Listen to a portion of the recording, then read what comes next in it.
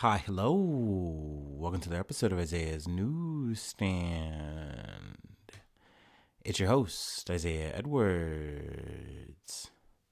The date is January the 10th, 2025. Hopefully, this episode finds you well, in good spirits, and high hopes. As for me, I'm doing pretty good. Sorry for the wait. I know I'm a bit late, but I've had a good day. So I'm coming a day late technically. Probably going to be dropping like 2 episodes in the day in this 24-hour cycle. So, be prepared. But yeah, these things happen. Hopefully, nobody's too upset. But yeah, no, today was good. I'm at least recording late for a good reason, personally. So that's nice. That's fun. But yeah, we can kind of just, I guess, gonna go through the day, talk about the foods. But yeah, we started off the day. It was good. It was a good day. Cold day though. I think we started off like 9 degrees. So I've been freezing. My little took us off. Actually my tootsies, my feet, like up until like my first break, I was like, oh man, like the sensation in my feet is not fun right now. But it did warm up a little bit, got to the 20s, and I was like, okay, great. This trash can's a little bit better. But yeah, overall though, outside of the temperature, the day went well. I will say, kind of spoilers for the next episode, I'm probably calling off for tomorrow, mainly because of the weather. Potential weather, I should say. I mean, we don't know exactly. It's like 1 to potentially, I think like 3.5 for my area is the projected snow, but we don't know exactly when it's gonna like hit. It's supposed to kind of start sometime in the afternoon, I believe, from what I've heard. Rumor has it.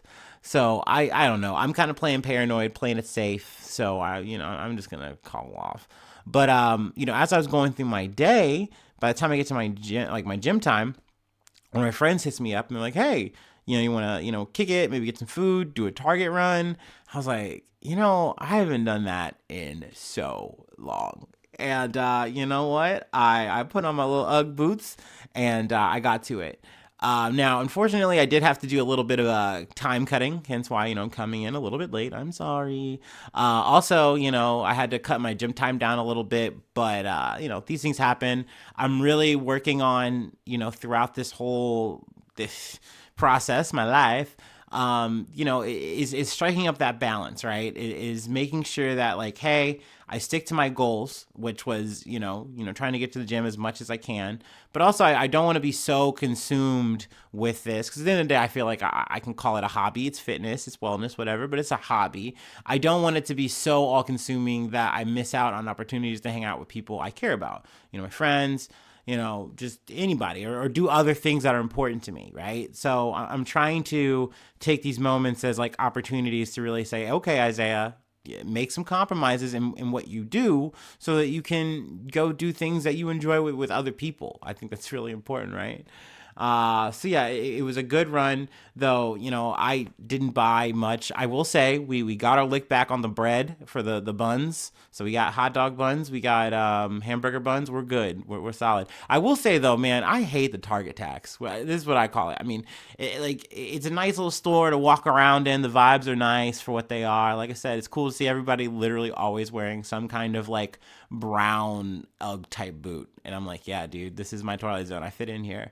But like everything, like the departmenty stuff, okay, cool. But any of the produce, it just makes me not want to buy it. Like it's just like it's one of those things where it's like, yeah, I won't be coming back again anytime soon, sadly. But it is always a vibe, right? So it was nice. It was cool there.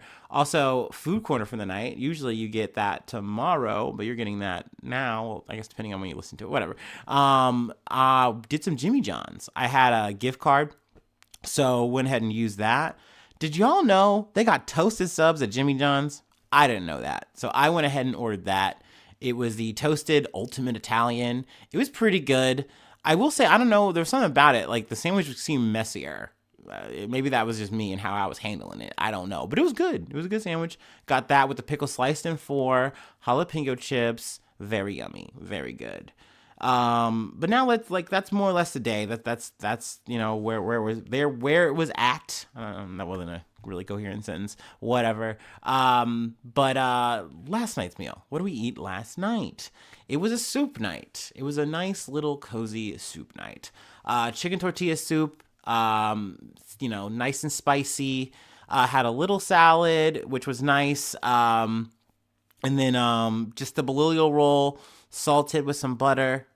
Like, you ever just have a little moment, a little meal moment where you take a couple of bites of a thing, or at some point in that meal, you just want to throw your hands up. You just want to touch the sky. Like, this is it. This is what it's about.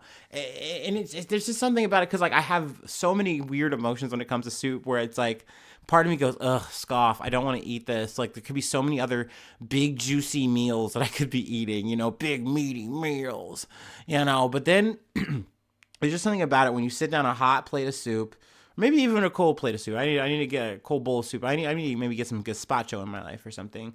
And then that bread, maybe even some salad. Like, it just hits. It's just so good. So that was a nice little meal as well. So yeah, a little bit of double feature there. Let's see. So yeah, that's more or less all the blogging. I know we talked a little bit there. I'm going to try not to keep us too long today on the news. Maybe we just kind of tumble on through it, kind of like my usual style, just maybe a little bit quicker, maybe a little bit shorter. We'll see. It is past my bedtime. I'm a sleepy guy. Anyway, let's take our start up and we'll go ahead and get into it. See how it goes.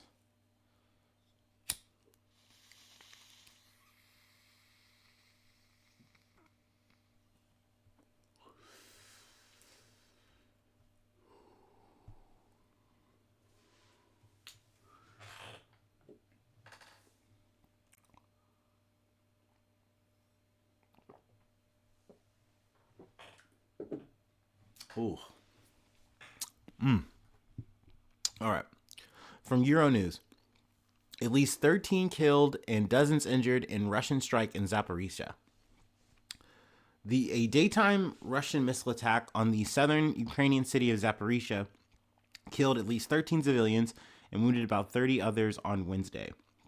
Footage posted on Ukrainian President Volodymyr Zelensky's Telegram channel shows civilians lying in a street littered with debris, with emergency services providing aid and transporting victims on gurneys. Russian troops started launching the glide bombs at Zaporizhia in the middle of the afternoon, and at least 2 bombs struck residential buildings in the city, regional governor Ivan Fedorov said. Really just kind of hitting that, just kind of just updating the situation there. Obviously, it's very sad. It's very unfortunate. Condolences to the families, everyone involved. Obviously, it sucks to have to deal with this kind of shit every day, all the time. Not obviously me personally. I just can't imagine, trying to live your life where you're like, hey, one day it's good. Let's try to just not think about this shit. Let's just try to do our everyday today thing. And maybe you get a day, maybe you get 2, and you get a week. And then next thing you know, it's right back to this. And you don't know if you're just going to get blown up by some fucking missile. So yeah, obviously, very sad, very unfortunate. So, just hitting that one. We're going to go ahead and move on to a story out of Lebanon. A little bit of election news. New president from Al Jazeera. Who is Joseph Aoun, the new president of Lebanon? Oh, technical issues. Here we go. Lebanese army commander Joseph Aoun is the new president of Lebanon. The 61-year-old becomes the Lebanon's 14th president, having filled a presidential vacuum of more than 2 years left by his predecessor, Michael Aoun, who is not related to the new president. So, no relation. But yeah, they hadn't had a president since 2022. There was a lot of upheaval from explosion in Beirut and just other economic woes trying to pull out of that whole situation. And then, you had, obviously the war on Gaza, you had Hezbollah getting involved in that. And now, obviously, we've talked about this a little bit, but Lebanon's army has not been involved in that. It is a separate thing. Yes, Hezbollah more or less has and exerts a certain amount of control. But technically, there is a whole, political institution in Lebanon. And that's, part of the thing that, Israel kind of points to. It's like, well, these guys aren't actually taking control of it. So that's why we're doing the actions that we're doing. Until they do it, we kind of carte blanche to do whatever the fuck we want, which, I mean, once again, I think it's crazy logic, but that is the playbook that they're running off of. And once again, they get to do it since they got Big Brother America, like, and all these other fucking Western countries, like, patting them on the back saying, yeah, go off, you do your thing, defend yourself. But essentially, Lebanon has finally established a new president, so hopefully this is going to be a good thing. They go through his credentials and a bit of his background history. Very seems like a very decorated guy, militarily speaking. That's not a word, but speaking in the military sense. So yeah, I mean, we'll see what is to come of the situation. We don't know exactly his stance in terms of like how he's going to handle Hezbollah. What's his game plan for that? It seems though that Israel's happy about it. So I guess you can take from that whatever you want to take from that, and I'll leave it there. But yeah, I mean, this is a relevant update. It's important. But I mean, obviously there's details. But once again, I just want to kind of tiptoe through the tulips tonight. How about that? Let's move on to the next thing, the next story, next bump. It's a bit of an icky thump. It's a bit of a not fun one, but, most of the stories I sadly cover are not very fun. So it goes. From The Hollywood Reporter, I should say. OpenAI CEO Sam Altman accused of years of sexual abuse by younger sister. OpenAI CEO Sam Altman, who has become one of Silicon Valley's most celebrated tech leaders, as his company's ChatGPT product has been at the forefront of consumer-facing artificial intelligence, has been accused by his sister of raping her for years when they were adolescents. Now, this is a story I kind of mentioned offhand in an episode that we were talking about. If you harken back to the takeover for Sam Altman, he loses his position. The people on the board usurp him. They do a coup, and then more or less he comes back on some Succession meets Silicon Valley ass fucking shit, Game of Thrones style. He's backed by Microsoft shit. Everyone's back in his play. We need him.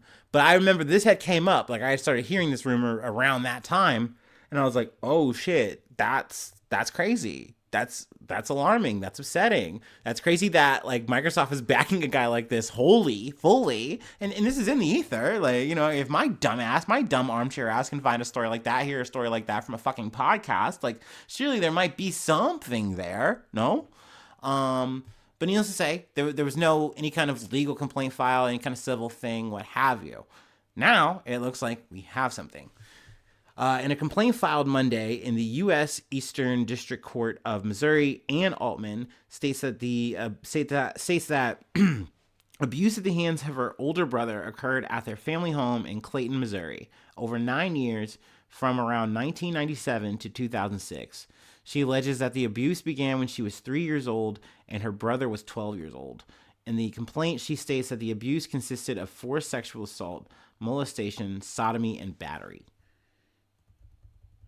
Sam Altman denies all of these allegations in a statement posted to his X account on Wednesday, and claims that his sister has mental health challenges for which she refuses conventional treatment. The statement, which says it comes from Altman, his mother, and his two brothers, indicates that Ann Altman has continuously attempted to extract money from her family, despite being issued a monthly stipend from their father's estate, having her bills and rent paid by them, and been offered a house that she would own via a trust.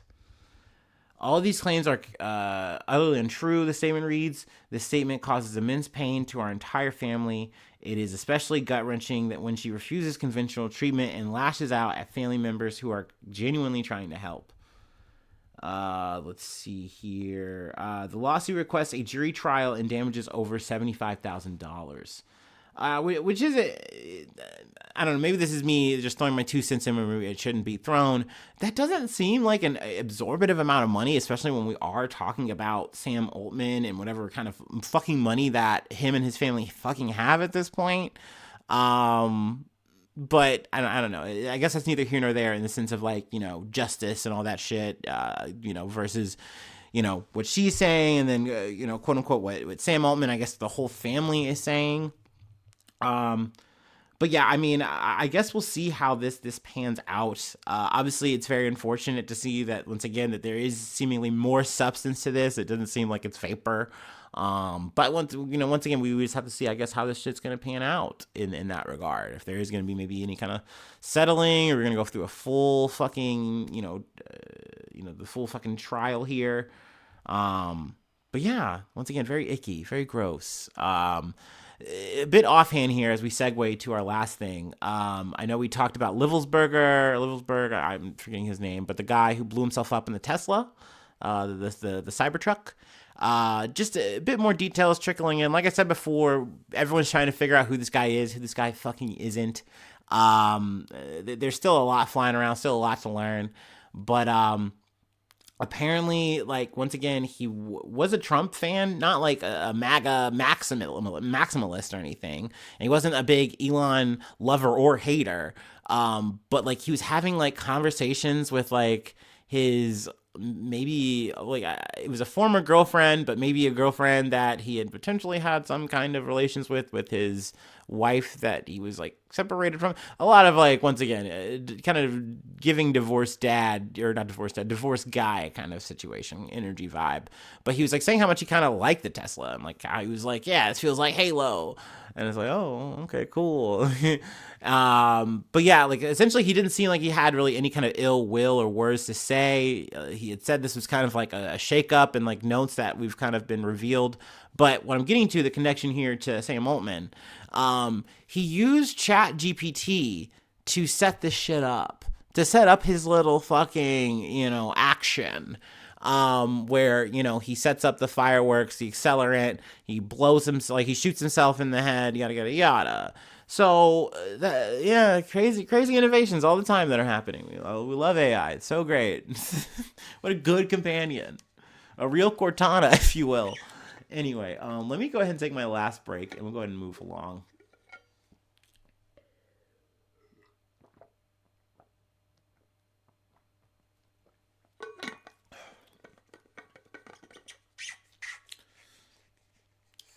Also, I think he sent some emails out too. But once again, I don't really want to get too in the weeds in this guy. There's also the Dinja Bar guy with the New Orleans thing.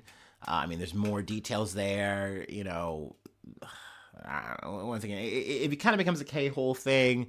And I mean, shit, they're even making conspiracies out of the wildfires, y'all. I can't keep up. I cannot keep up. But it is what it is. We try to keep it moving. We try to keep it motoring, and that just is what it is.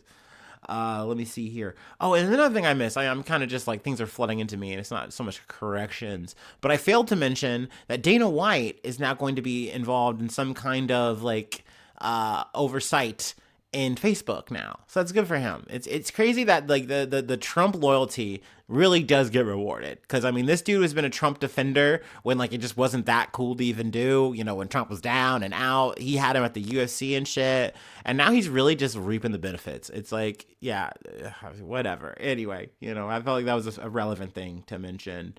But yeah, let's go ahead and do this last break, and then we'll go ahead and take things to Venezuela. Got an update from there. Tensions are building.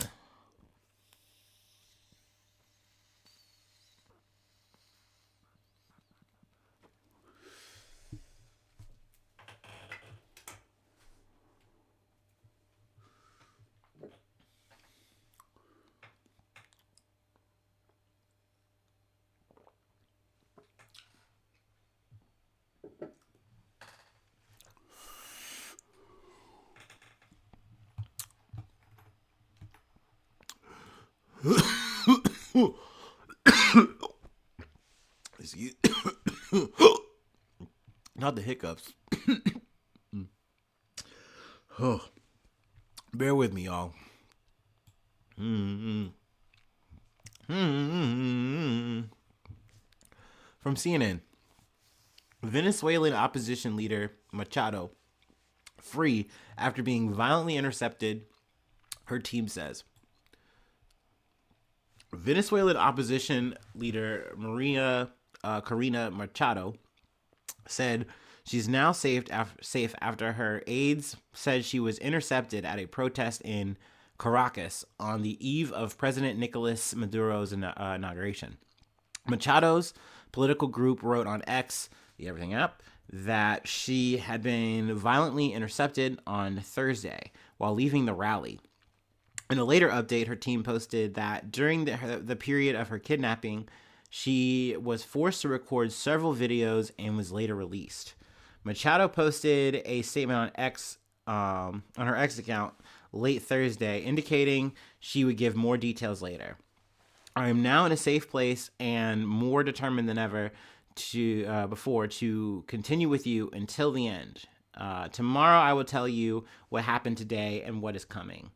I've never felt more proud to be Venezuelan. Thank you to all the citizens who took to the street to claim our victory on July 28th and to own it. I mean, we'll see. I am curious to see what exactly happened, details out of this. I initially had just heard that she had been detained. I was like, oh, looks like they got her. I cannot remember the other guy that she had running in his stead. I think, it's Edmundo Gonzalez. I think he's out of the country. I don't know if I covered that or not. But, I mean, because more or less the way I kind of looked at this shit is like, yes, it would have been nice to see them win. I do believe that this was a fixed situation entirely, no bullshit. But, at the end of the day, you're not stopping Maduro. He has the power here in the situation where you cannot take it back from him. He's on his dictator shit. He's on his totalitarian shit. What do you want me to say on that? Obviously, boo, tomato, Maduro, that this is fucked up. But at the end of the day, I've watched the Biden administration. I've watched other motherfuckers at the end of the day come to the table to talk to this guy if they need him. They treat this guy just like any other guy at the end of the day. Oh, well, you're not our allies because you do things really bad. And he does. He's fucked up. But at the end of the day, you will work with him. He's just as useful as an ally to us if we need what he has, which is gasoline or something like that effect, oil, So, yeah, once again, we will see how this shit unfolds. I am glad that Machado did not get, actually arrested or anything like that, because that's kind of what I pictured would happen if they got her. Or Gonzalez or whatever. So I am curious if there's going to be an update immediately that I see out of this, and maybe I'll try to get it in a day or so. But yeah, that is really where I want to leave it for tonight, for today, whatever you want to say. Pretty good pace here, pretty good time, I'd like to say. Hopefully you had a good time. Hopefully you've enjoyed the time we've spent together. Lord knows I have. If you'd like to help out, support the effort, I do have a Patreon, patreon.com/AzaneNews. Become a newsie today. Free ways to hit me up, azanenews1@gmail.com. Feel free to follow me on any of the socials. The podcast. Subscribe to the YouTube. That's a free action. Really helps out a lot. Leave a like, leave a cool comment. Sharing is caring. Feel free to do it on the Spotify or any other platform you're listening on. Hopefully I see you soon for some more good news. I love ya. Bye-bye. Mwah.